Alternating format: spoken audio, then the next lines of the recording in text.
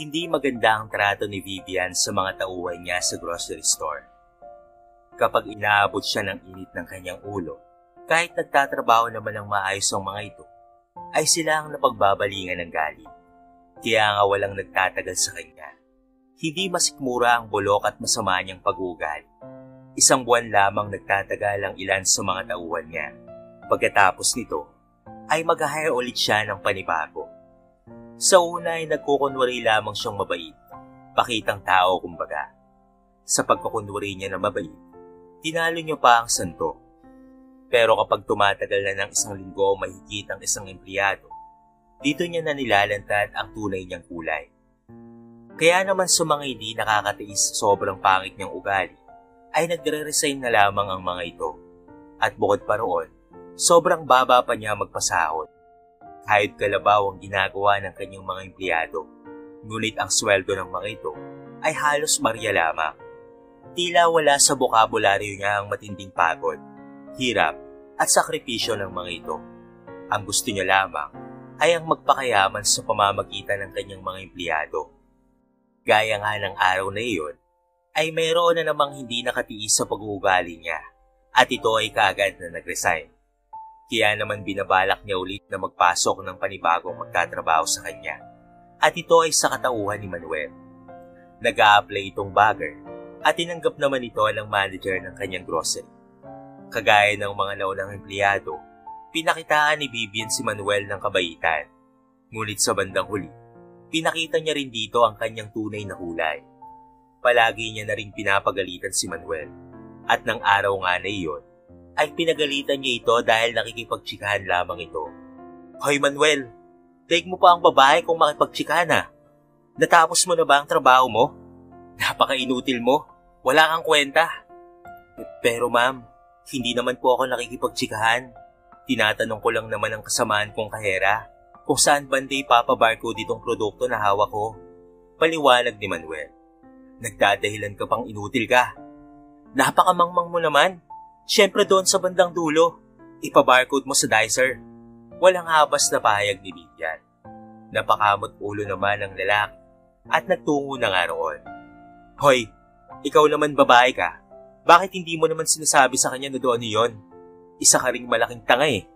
Wika ni Vivian at pinagalitan niya naman ang kahera. Sinabi ko naman po sa kanya ma'am, bigla po kayong dumating eh. Siguro akala nyo, nagchichikahan lang po kami. Pero ang totoo po ay patungkol doon ang pinag-uusapan namin. Paliwanag naman ni Rose Ann. Teka, anong ibig mong sabihin kahera ka ha? Bawal na ba akong pumunta rito? Hoy, pakatandaan mo, nag-grocery store ko ito. At trabahador ko lang kayo dito. Kaya kung maaari lang, gawin nyo ng mabuti ang trabaho nyo. At baka matanggal lang rin kayo. Pananakot pa ni Vivian. Dahil dito, hindi na lamang sumagot pa sa kanya ang kahera. Nagpatuloy na lamang ito sa kanyang trabaho. Siya naman ay sinundan si Manuel kung ginagawa ba nito ang gawain.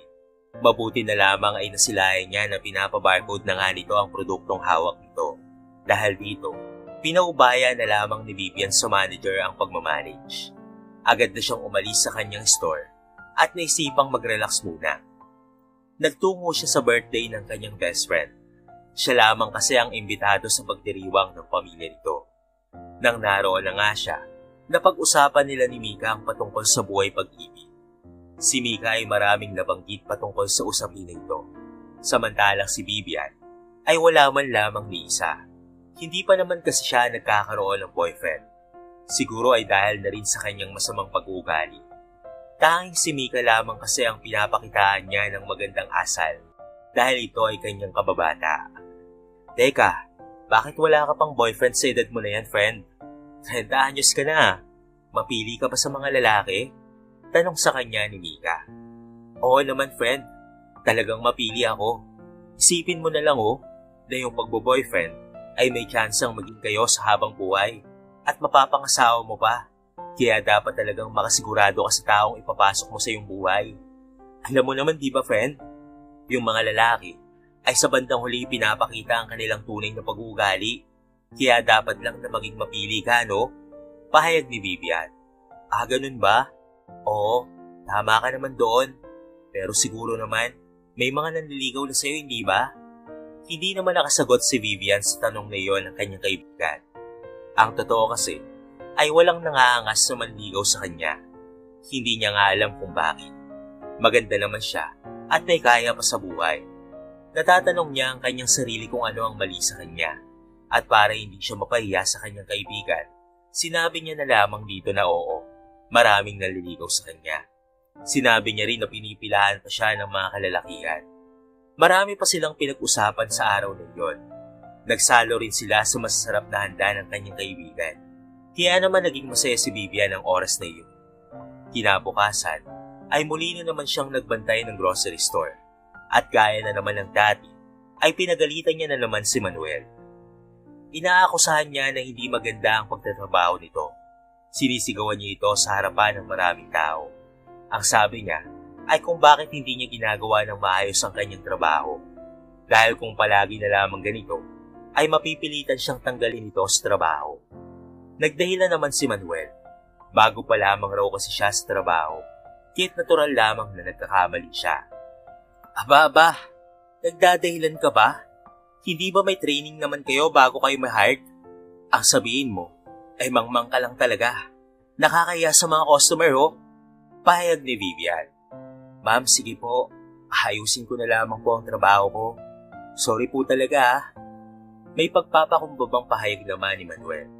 Sige, mabuti naman at nakikinig ka. Kapag naulit-ulit ang kamangmangan mo, alam mo na ang kalalagyan mo, ha? Dahil dito, ay napatango na lamang si Manuel sa kanyang inihiya. Marahil ay takot itong mawalan ng trabaho, kahit pa hindi niya naman ito kasalanan. Dahil roon, ibinigay na ulit ni Vivian ang tungkulin na magtingin ng mga tauhan sa manager. Buwan na naman kasi ang araw niya, at napagalitan niya naman na kasi si Manuel. Ewan ba niya sa kanyang sarili kung bakit ganoon siya? Kapag may napapagalitan siyang tauhan, ay talaga namang sumasaya siya. Kumbaga ay nararamdaman niya ang pagiging bossing niya. Hindi kasi madali ang sinuyod ni Vivian bago siya magkaroon ng negosyo.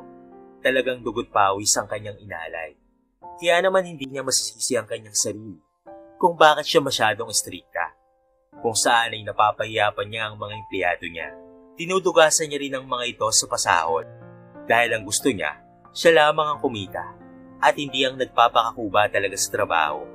Parang nakalimutan niya na yata yung pakiramdam kung paano mapagod ang katawan mula nang maging mapera na siya. At gaya ng dati, nakipagkita ulit siya kay Mika. Niyaya niya ito na mag-shopping ng mga damit at pati na rin ng mga alahas. Pinaunlakan naman siya ng babae. Kaso nga lang ay nadismaya siya. Dahil kasama pala nito sa kanilang lakad ang boyfriend nito. Dahil rito, ay medyo nakaramdam ng pagkaingit si Vivian. Mabuti pa ang kaibigan ay engaged na sa tamang lalaki. Samantalang siya ay malapit ng lumagpas sa kalendaryo, ay hindi pa rin niya nahahanap ang para sa kanya. Naisip niya tuloy na baka habang buhay na lamang siyang tumandang dalaga. Nasisisi pa nga niya ang tadhana kung bakit kasi wala sa totoong buhay yung katangian ng isang lalaki na gusto niya. Mabuti na lamang ay naitawid niya ang araw na iyon, kahit maraming awkward moment. Dahil dito, pagsapit ng gabi ay napaisip siya. Kailan niya kaya matatagpuan ang lalaking para sa kanya? Sana naman ay dumating na ito kung kailan bata pa siya at hindi pa matanda. Dahil ang totoo, ay gusto pa niyang magkaroon ng sariling pamilya. Ayaw niya talagang tumandang dalaga. Gusto niya ng batang aalagaan, ngunit sarili niyang laman at dugo. Wala rin siyang balak na mag-ampon. Natatakot kasi siya na baka hindi siya mapamahal sa bata. Ayaw niyang mangyari ang bagay na iyon. Kaya talaga naman ang gusto niya, ang bata ay galing sa kanya. Sinubukan niyang gumawa ng Instagram account. Nagbabaka sakali kasi siyang dito niya matatagpuan ang tunay na pag-ibig. At hindi nagtagal, makalipas ang isang linggo, ay meron siyang nakilalang isang Koreano. Nalaman niya na gwapo ito at businessman rin. Kalaunan, ay naging magkaibigan sila hanggang sa magkapalagayan na sila ng loob. Tuwing matatapos nga si Vivian sa pagmamanage ng kanyang negosyo, yung cellphone naman niya ang kanyang inaatupag para lamang makipag-chat sa Koreano. Nanghingi na rin siya ng FB account nito at naging friends na sila roon hanggang sa nabanggit ng lalaki na mag-video call sila. Dahil dito, ay pinagbigyan niya naman ang kagustuhan nito. Mabuti na nga lamang ay marunong itong mag-English, kaya talaga namang nagkakaintindihan sila. Para kay Vivian, malaking atraksyon sa kanya ang isang lalaking gwapo. Mabuti na lamang, kung ano yung itsura ng Koreanong ito ay ganoon rin naman sa video call. Marami silang napag-usapan sa kanilang mga buhay, gaya na lamang sa buhay pag-ibig. At syempre, patungkol sa kanilang negosyo. Dito nalaman ng dalaga na hindi lang pala si Chat magaan kausap ang binata, kung hindi pati na rin sa video call, ay ganoon rin naman pala. Kaya naman talagang kilig na kilig siya rito. Pagkatapos ng kanilang pag-uusap, ay nakatulog na nga siya ng mahimbing dahil sa sobrang kagalakan. Hanggang dumating ang isang araw na hindi niya inaasahan. Hindi niya lubos akalain na ganito pala ang pag-uugali nito. Paano ba naman kasi ay hinihingihan siya nito ng nude picture, kaya naman walang sabi-sabi na binlock niya na nga ito. Paano ba naman kasi ang pinakaayaw niya sa lahat ay yung taong binabasto siya. Galit na galit siya sa mga manyak, at kahit meron na siyang pagtingin sa Koreanong iyon, ay minabuti niya na lamang na isang tabi ito. Kahit masakit, ay pinipilit niyang kalimutan ito. Gusto niya kasi yung taong mahal siya at hindi ang kanyang katawan lamang. Dahil dito, ang galit niya sa Koreanong iyon ay naibaling na naman niya kay Manuel. Hindi niya alam kung bakit kumukulo ang dugo niya rito. Ang dating kasi sa kanya, ang aura ng binata ay malakas makagalit. Ma'am, bakit ako na naman po ang nakita niyo? Samantalang pinagbubutihan ko naman po ang trabaho ko. Pangangatwira ni Manuel. Maging ako nga rin ay nagtataka eh. Bakit ang lakas mong makagalit? Siguro ay mas mabuting tanggalin na lang kita sa trabaho. Tugon ni Vivian. Nanlaki naman ang mga mata ng binata. Mahwag naman po sanang ganon. Dito na lamang po nabubuhay ang pamilya ko at umaasa sa akin. Pagmamakaawa ni Manuel. Sige, pagbibigyan kita. Basta't lalo mo lang pag-igihan ng pagtatrabaho mo ha. Napatango na lamang si Manuel para hindi na lalong magalit sa kanya ang babae. Kaya naman nang matapos na ang kanyang pagmamanage ng negosyo ni Vivian, muli nitong ipinagkatiwala sa manager ang lahat. Mabuti na lamang kahit istrikto rin ng manager, hindi naman ito kagaya ni Vivian na masyadong mahigpit at mapang-abuso ng mga empleyado. Kaya walang problema si Manuel sa kanilang manager dahil alam niya na ginagampanan lamang nito ng maayos ang trabaho nito. Kaya naman hindi siya nangangamba kapag ito ang nagbabantay sa kanila. Samantala, hindi nagpunta si Vivian kila Mika at sa halip ay dumiretso na lamang siya sa kanilang bahay. Gusto niya kasing uminom ng oras na iyon para makalimutan niya ang Koreano. Paano ba naman kasi ay talagang napaibig na rin siya dito, kaya't nasaktan siya nang malaman na ganito pala ang pag-uugali nito. Ang gusto niya kasi sa lalaki, yung ginagalang siya bilang babae. Napapaisip nga siya na baka hindi na binata yung lalaki na iyon at baka meron na itong asawa doon sa Korea. Malakas ang kutob niya na baka ganun nga iyon kasi ang mga matitinong lalaki kailanman ay hindi mag-aasal ng ganoon. Yun nga ang nangyari. Uminom ng alak si Vivian hanggang sa siya ay malasing. Nakatulog naman siya ng mahimbing dahil roon. Hanggang sa kinabukasan, nalaman ni Vivian na si Manuel ay hindi na pumasok ng trabaho. Hindi niya alam kung bakit sa buong maghapon niyang pagbabantay ng store ay hinahanap-hanap niya ang presensya ng binata. Hindi niya maintindihan ng kanyang sarili kung bakit parang namimiss niya ang taong ito.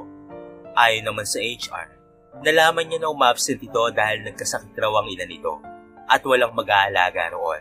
Saka matagal na raw itong may karamdaman. Sa hindi malamang kadailanan, ay naisipan niyang puntahan ang tahanan nito. Meron naman kasing kopya ang HR ng address nito. Yun nga ang bagay na kanyang ginawa. Gamit ang kanyang kotse, ay nagtungo na nga siya roon para puntahan si Manuel. Agad naman siyang nakarating roon. Pero nagulat na lamang siya dahil sa kanyang nasilayan. Dahil maraming tao sa tahanan nito. Nanlaki na lamang ang kanyang mga mata nang masilayan na may kabaong roon. At ang nakapatong na picture ay larawan ng isang may edad ng babae. Tinutuban siya na baka yun nga ang ina ni Manuel at baka hindi na nakayanan ng sakit nito. Kahit na hindi niya naman kamag-anak ang lalaki, ay talaga namang nakadama siya ng labis na kalungkutan. Nilapitan niya ang kabaong at sinilip roon ang bangkay. Nakita niya naman ang nakalagak na katawan ng ina ni Manuel. Kahit na may makeup ito sa muka, mababakas pa rin na dumaan ito sa malalang karamdaman. Maya-maya pa, ay biglang lumapit sa kanya si Manuel. Sa seryoso niyang pagtitig sa bangkay, ay hindi niya na namalayan ang paglapit nito. "Paano po kayo nakarating dito, ma'am?" Nagtatakang tanong sa kanya ni Manuel. "Hindi na mahalaga yun, Manuel. Ang gusto ko lang ay malaman kung may babayaran ka pa bang bills. Nakikiramay pala ako sa'yo. Ikinalulungkot ko ang pagkawala ng iyong ina." Dahil sa inihayag niya, ay talaga namang nagulat ang binata. "Maraming salamat po, ma'am. Pero, seryoso po ba kayo sa sinabi niyo?" Tanong ni Manuel. Hanggang noon kasi, ay hindi pa rin siya makapaniwala sa inihayag nito. Kilala niya ito na masungit pero ngayon ay napakalambot ng puso nito.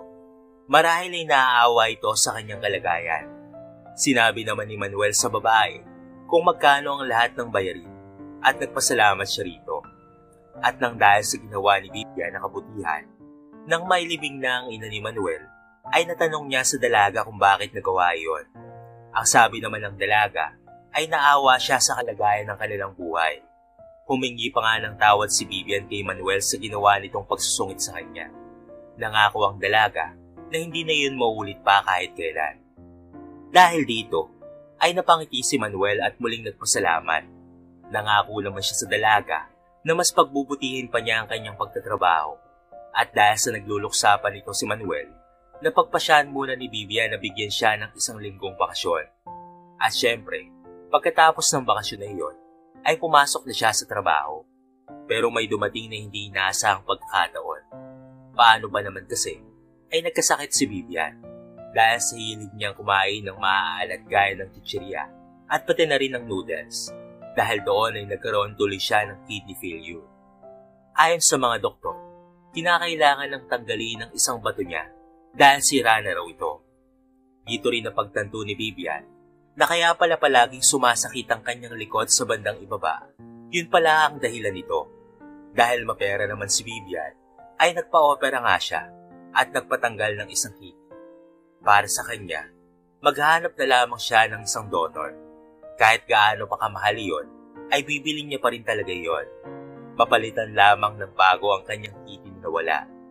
Kaso nga lang, lumipas ang mga panahon ay wala pa rin siyang matagpuan. At dahil magkaibigan na sila ni Manuel, naikwento niya ang patungkol roon. "Huwag kayong mag-alala, ma'am. Maghahanap ako ng donor para sa inyo." Pahayag ni Manuel. "Manuel, huwag mo na akong tawaging ma'am. Vivian na lamang. Pero teka, sa papaanong paraan ka makakahanap, Manuel? Alam mo ba na ilang buwan na rin akong naghahanap? Pero eto, wala pa rin akong makita. Walang may gusto na magbigay ng kidney. Nawawalan na nga ako ng pag-asa eh." Malungkot na pahayag ng dalaga. Kaya naman sinabihan ni Manuel na huwag mawalan ng pag-asa dahil talagang gagawa siya ng paraan upang makahanap lamang ng donor.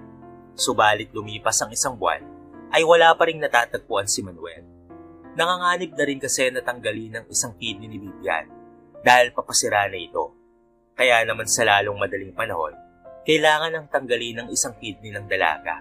At kinakailangan kapag nangyari iyon, ay meron na siyang makitang donor. At dahil wala talagang mahanap si Manuel, nakapag-isip siya ng isang paraan upang mapalitan na kaagad ang kidney ni Vivian.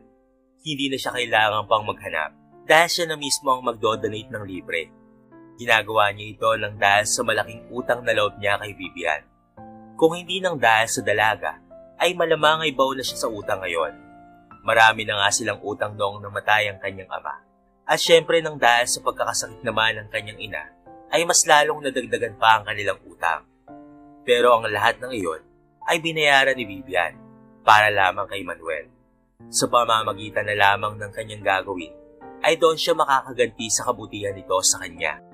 Napagtanto niya kasi na hindi naman likas na masama si Vivian at ito ay nagbago na. Kaya yun nga ang kanyang ginawa. Kinausap niya ang doktor ni Vivian at sinabing siya ang magiging donor. Nakiusap rin siya sa doktor na sana ay hindi ito makarating sa dalaga. Kaya naman napatango na lamang ang doktor at sinimulan na ang pagsusuri sa kanya kung magiging match ba talaga ang kidney na gusto niyang i-donate. 1 linggo pa ay nalaman na ni Manuel ang resulta kung pwede ba siyang mag-donate sa kanya. Ang lumabas naman sa pagsusuring ginawa ay match talaga sila. Kaya naman sa susunod na linggo ay kukunin na ito sa kanya. Samantalang si Vivian ang sandaling iyon ay nagdadialysis na lamang. Agad namang naisagawa ang pagkuha ng kidney kay Manuel. Agad rin naman itong nailipat kay Vivian. Sa una ay tinago ni Manuel ang patungkol roon sa dalaga. Pero gaya ng kasabihan, walang sikreto na hindi nabubunyag. Nalaman nga ni Vivian na siya ang donor. Labis itong nagpasalamat sa kanya. At bilang gantimpala, ay binayaran rin siya ng dalaga at prinomote pa sa trabaho bilang isang supervisor. Nalaman na rin kasi ni Vivian na nakapagtapos pala siya sa kolehiyo at talagang natouch siya sa ginawa ni Manuel. Kaya naging maganda ang aral na ito para kay Vivian na maging mabuti lamang sa kapwa kahit na mas nakakataas ka pa rito. Dahil ito rin naman ang tutulong sa iyo balang araw. Dahil dito, nagbago na nga talaga si Vivian. Mula noon ay tinaasan niya na ang sweldo ng mga empleyado niya at hindi na siya naging mapagmataas at masungit. Dito niya napatunayan na may magandang karma pala ang kanyang ginawa. Isang taon kasi ang lumipas, matapos siyang magbago, ay nakapagpatayo ulit siya ng isa pang branch. Lumago ang kanyang negosyo at mas naging loyal ang kanyang mga empleyado na itinuturing niyang isang pamilya. Nakatagpo na rin siya ng mamahalin at ito ay walang iba kung hindi si Manuel. Inamin kasi ng lalaki na kaya ginawa nito ang pagdodonate ay dahil mahal na mahal raw siya nito. Nakita niya naman ang pagiging sincero nito, kaya't sinagot niya ito kaagad. Kalaunan ay nagpakasal na sila at nagkaroon ng 3 mga anak.